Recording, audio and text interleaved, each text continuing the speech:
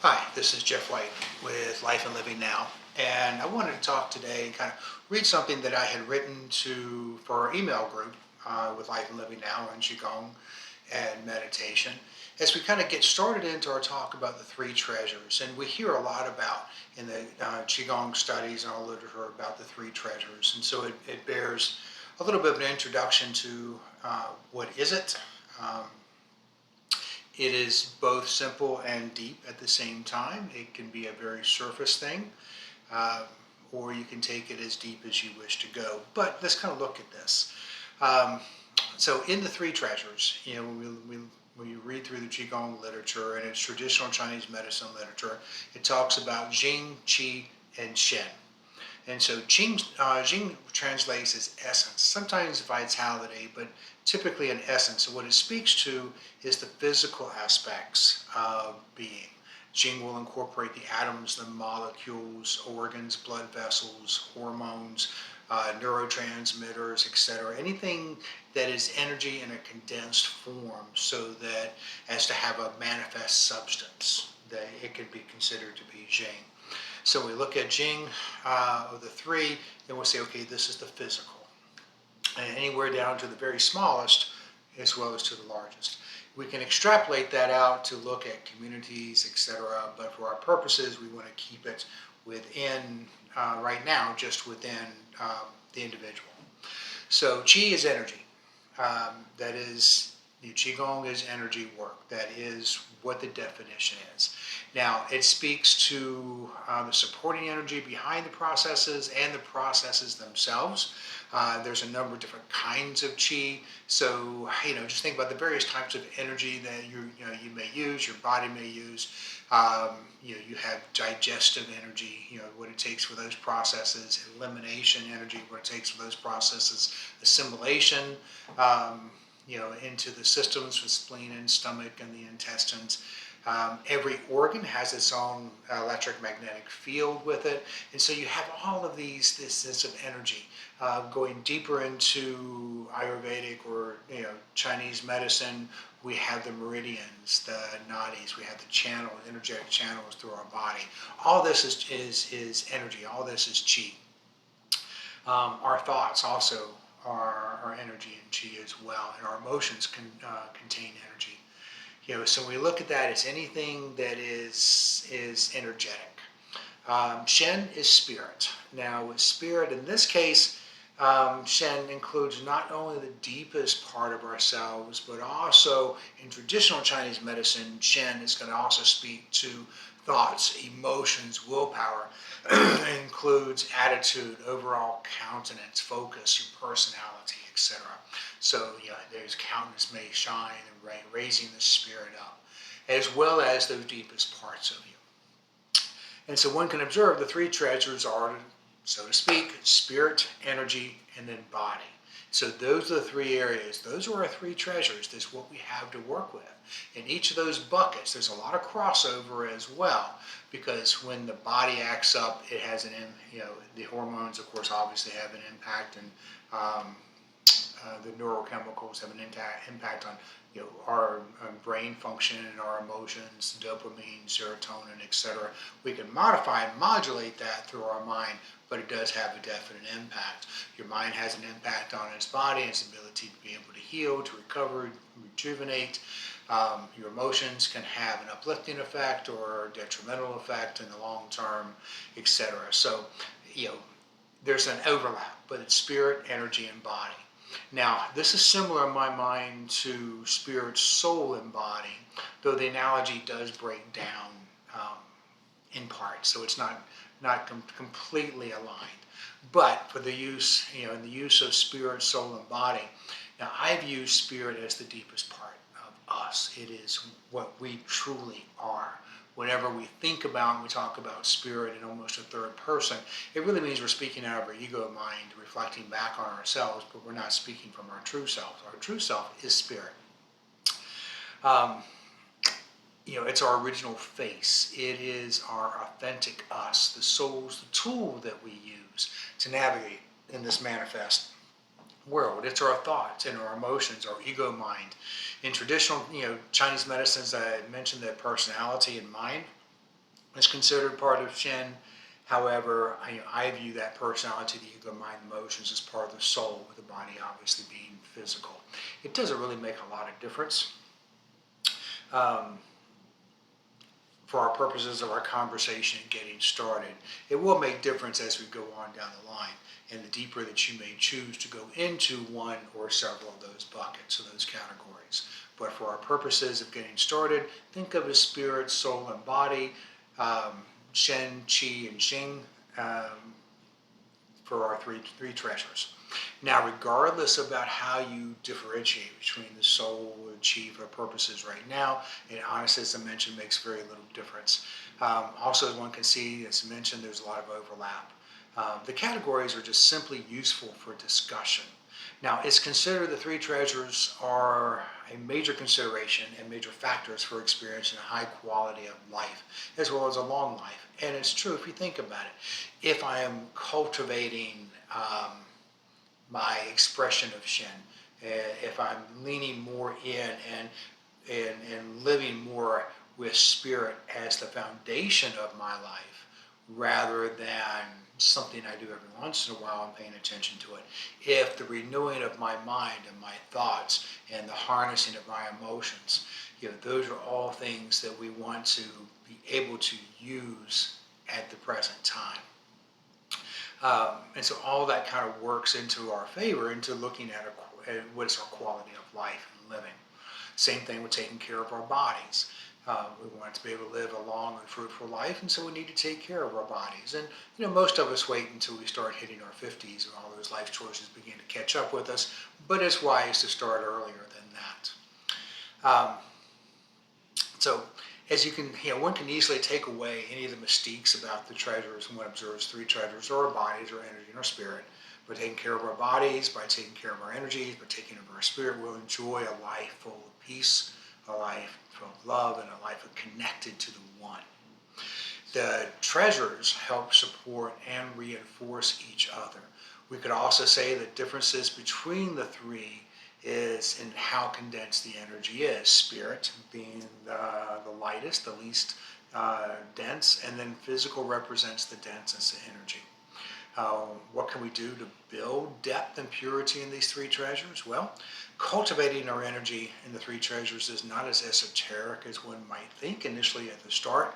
When we begin to think about everything that we do, if we think about everything that we do, every thought we think, every emotion is a form of energy, then we understand that that's all we have to work with. And so we want to clear and clean and have as pure of energy and as powerful energy as we can. So our aim is just that, to as manifest a pure of energy as we possibly can. So now regarding the body and being in the physical, we can receive energy into us that's being processed, our nutrients that are coming in and other valuable essentials for us to live.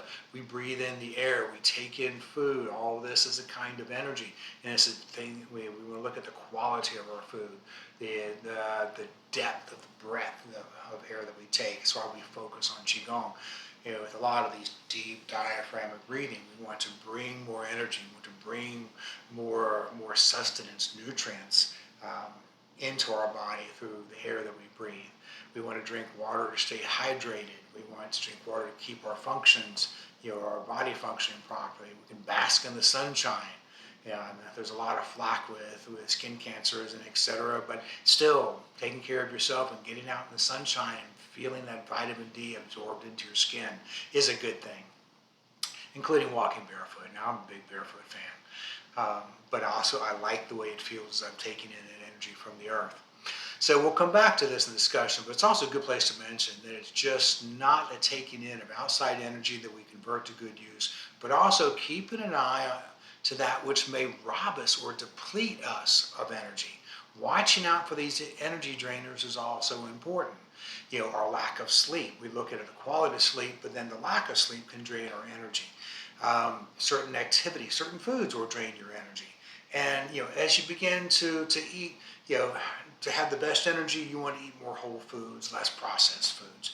But I would say there are times, when I would fix something for breakfast. It would say a granola or something, and I kept adding in some ingredients, and whatever I just didn't feel good. It just kind of weighed me down, and I want to pay attention to that. Other things when I eat, if it invigorates me, sends me nutrients, lots of good green vegetables, leafy vegetables, then it invigorates. I want to have that. You also can't forget your protein content as well. But there are things that rob you of energy, your negative thoughts. Anger is a galvanizing force in the short term. You can take that anger, you can sublimate it, you can create this drive, and it works. It also deteriorates you.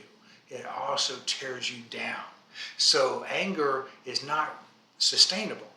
So it robs you of energy in the long run. It robs you of health. Stress and tension rob you of health and rob you of deplete you of energy.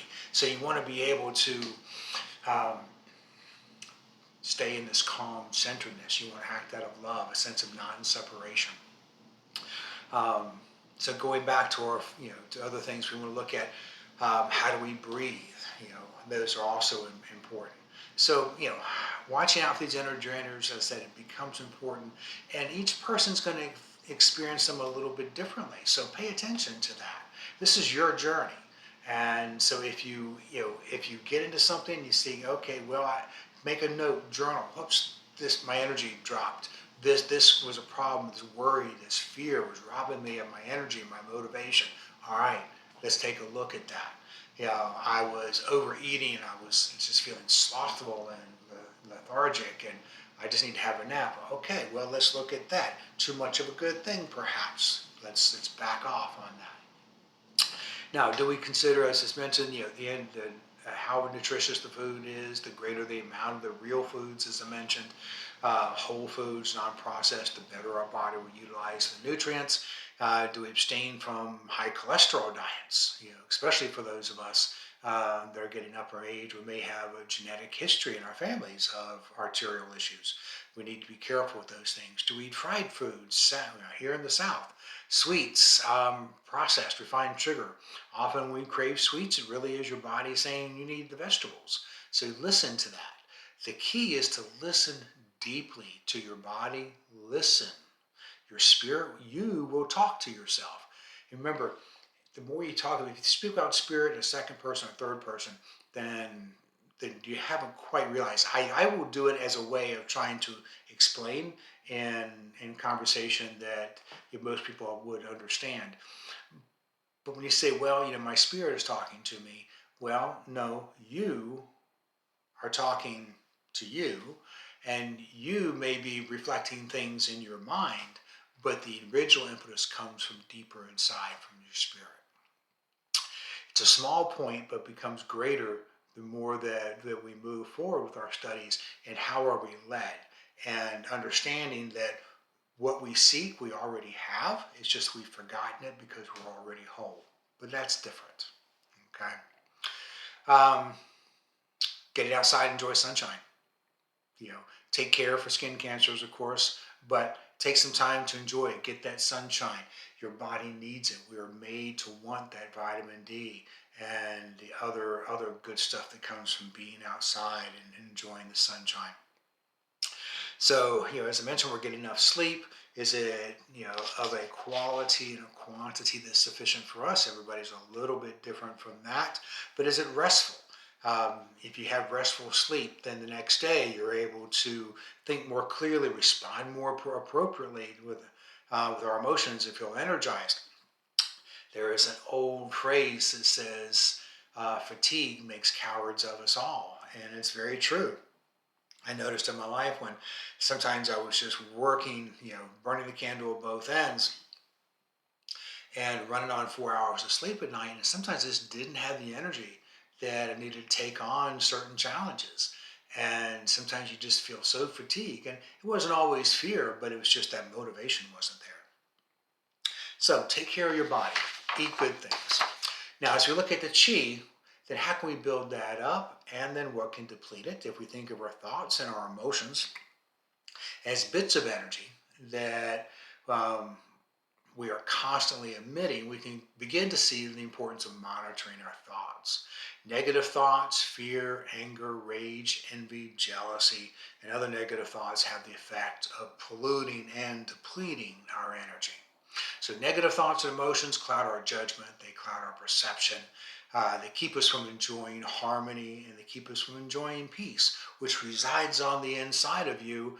And so you need to be able to clear away those thoughts and emotions that are keeping you from feeling that peace, which is at the very center of you.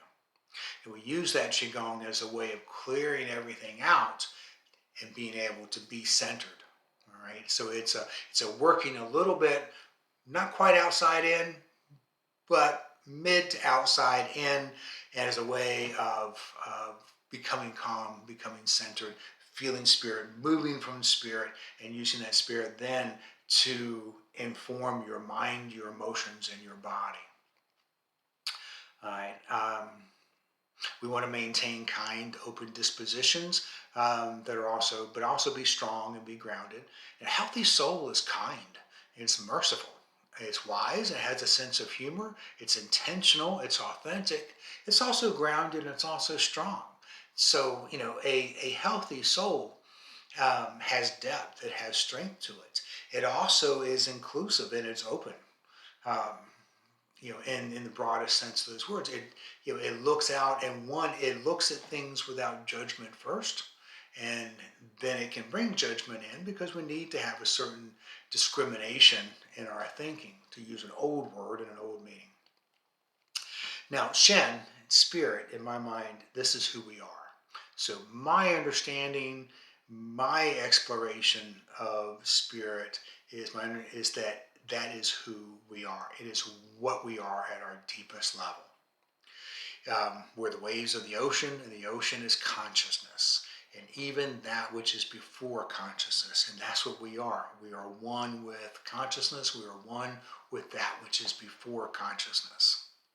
We use our mind, we use our emotions, our soul to navigate through this manifest world, but our soul may get polluted. We may need to renew our minds. We could get so terribly deceived that in our minds and our emotions, that our soul, that we walk around with hate for other people, constantly. And sometimes this is a generational hate that comes from the soul. That doesn't come from the spirit.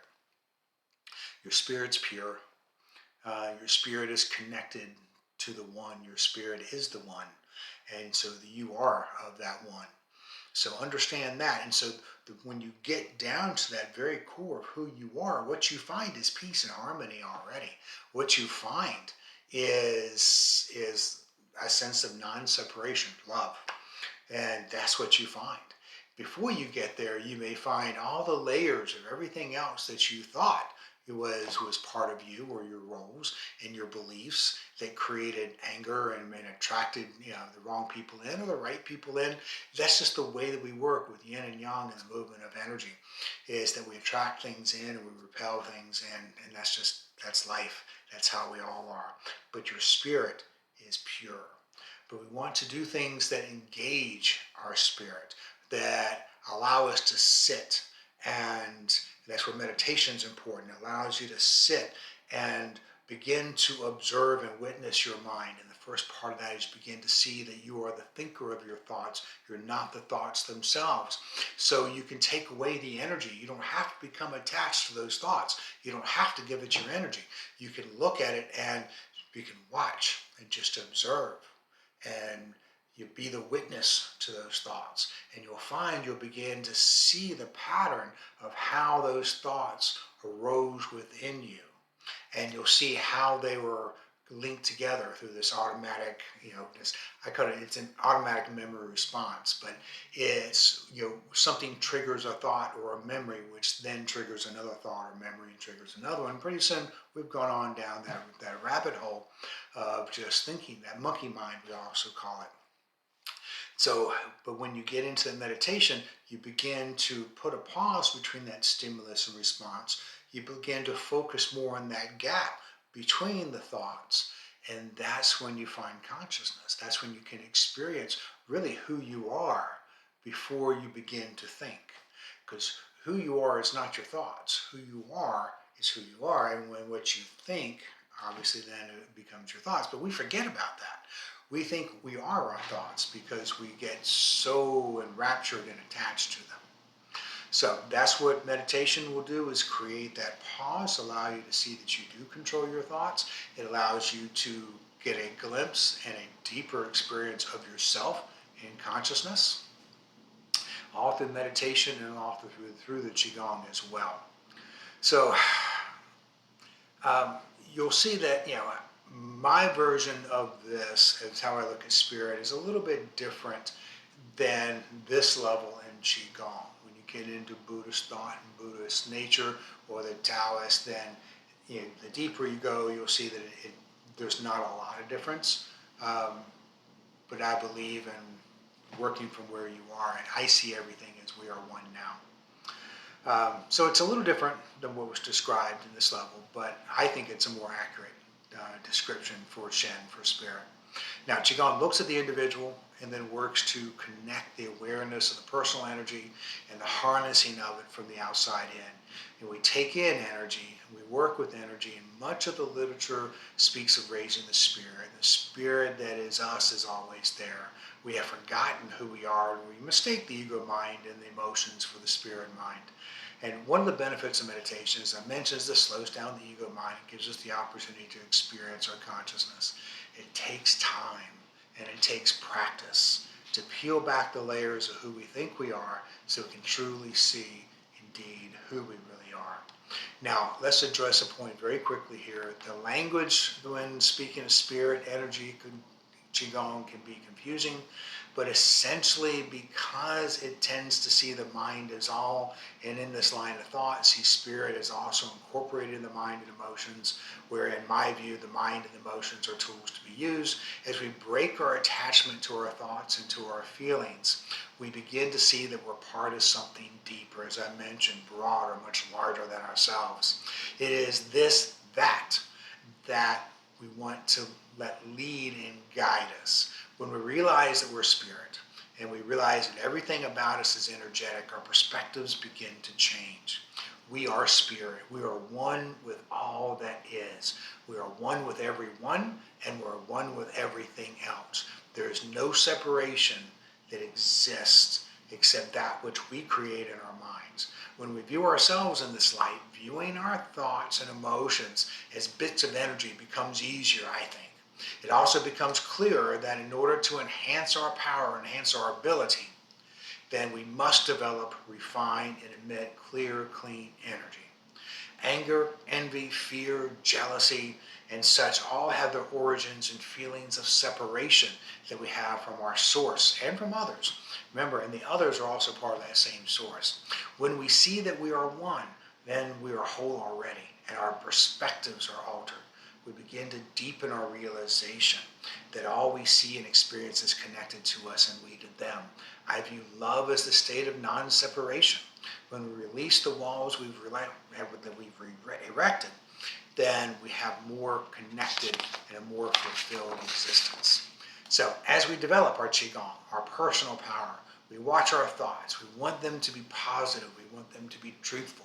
We want to see reality as it is. We want to have clarity of thought and emotion. We watch our emotions to make sure that our emotions are not leading us, but we're using them appropriately. For spirit, I suggested engaging in meditation, especially one-pointed meditation and mindfulness meditation.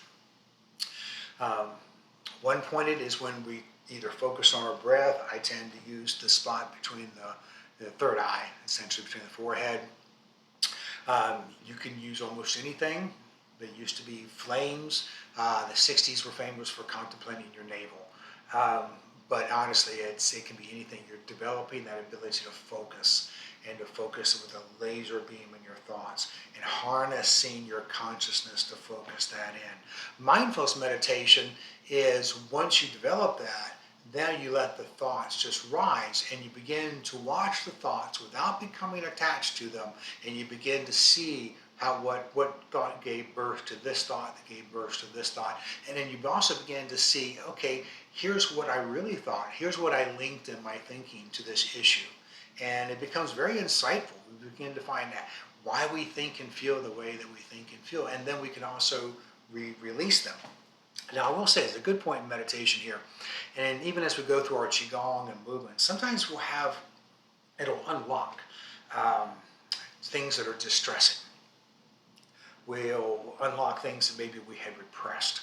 And both in meditation, because we'll see it come up in our mind, and at first we're going to go, oh, I don't want to look at that. But no, we have to look at it.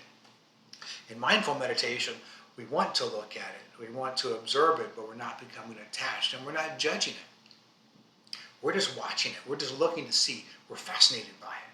We're just looking to see what happens with it, and how did it get formed. So we want to watch all of that. All right? So that's what we're doing in this one point, and we're just letting it go. We're watching it, and we're not holding on to it, because when we're repressed, they get stuck. Now, there are some theories of thought that say we get things stuck in our bodies. So that tension that you feel is where you have maybe a memory or an issue stuck. I'll leave that for others.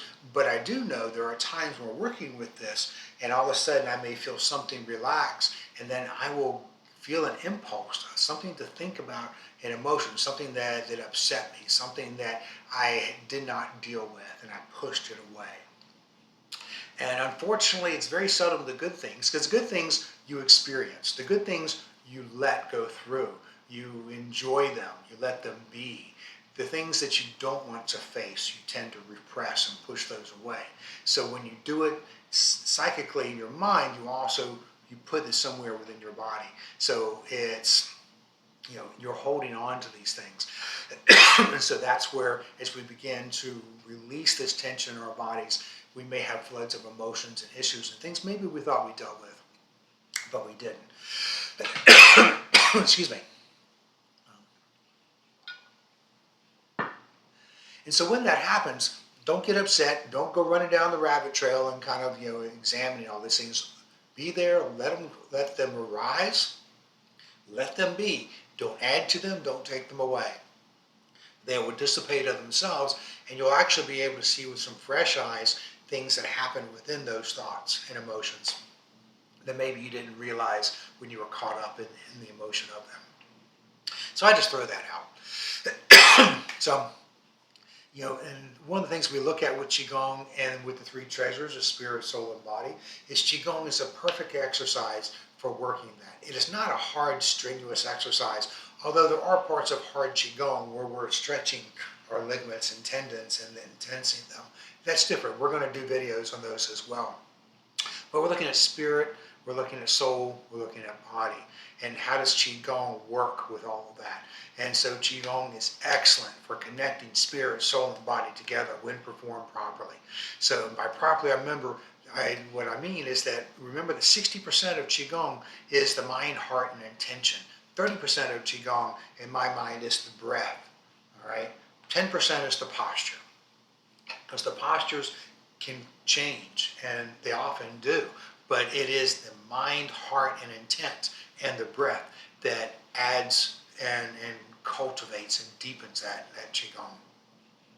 So, and it begins to highlight, how much more important, the postures are important, but the postures, like I said, only 10%. And that's really not meant to highlight that they're not important, but how much more important your breath work and your mind intent is. All right. So now, also in terms of for Shen, many people prefer prayer as well. Perfectly fine. All these are designed to quiet the mind of its activity so we can see our original face. That's the idea. And actually, we're not seeing, as I mentioned, we're not seeing our face, but rather ego mind's recognizing its own original face, and it just seems like it's for the first time. So, in winding down, as you can see, the three treasures can be as simple as taking care of the body, thinking more positive thoughts, and engaging in meditative or prayerful practice. It can be as simple as that. It can also run as deep as you want it to take you. Start with where you are, all right? Be open to new insights, and then walk with those insights. Test them out, all right? As the insights become verified by your experience and you're confident in them, then assimilate them and those insights into your day-to-day life and thinking. The three treasures, it's an ongoing, never-ending path of study. It gives you a quick framework by which you can categorize the three main components of our existence in order to work on and cultivate greater energy and insights in these areas. So that's just a little bit about the introduction to three treasures. So you hear me talk about them from time to time, and that's what we're looking at: spirit, soul, and body, um, Jing, Qi, and Shen. Uh, in this case, body, energy, and spirit. So once again, thank you. If you like other videos, we have classes on Qigong that we have recorded. We're up every Saturday morning, um, 10 o'clock Eastern, 9 Central, that would be 8 Pacific, for a free Qigong class. LifeandLivingNow@gmail is the email just to ask for to join, and we'll put you on the email list and we'll send those links out. Usually we send those links out on Friday night. But like us on YouTube, and feel free to take a look at the other ones. Feel free to ask any questions that you wish as well. You can email me at lifeandlivingnow@gmail.com. You can put questions in the comments. We will look and we'll try and answer everything we can as we build. All of this is really just designed to help improve the quality of your life. And I have found that meditation, Qigong, other things have been extremely important in my walk and my journey with this. So have a great night, and we'll talk to you later. Bye-bye.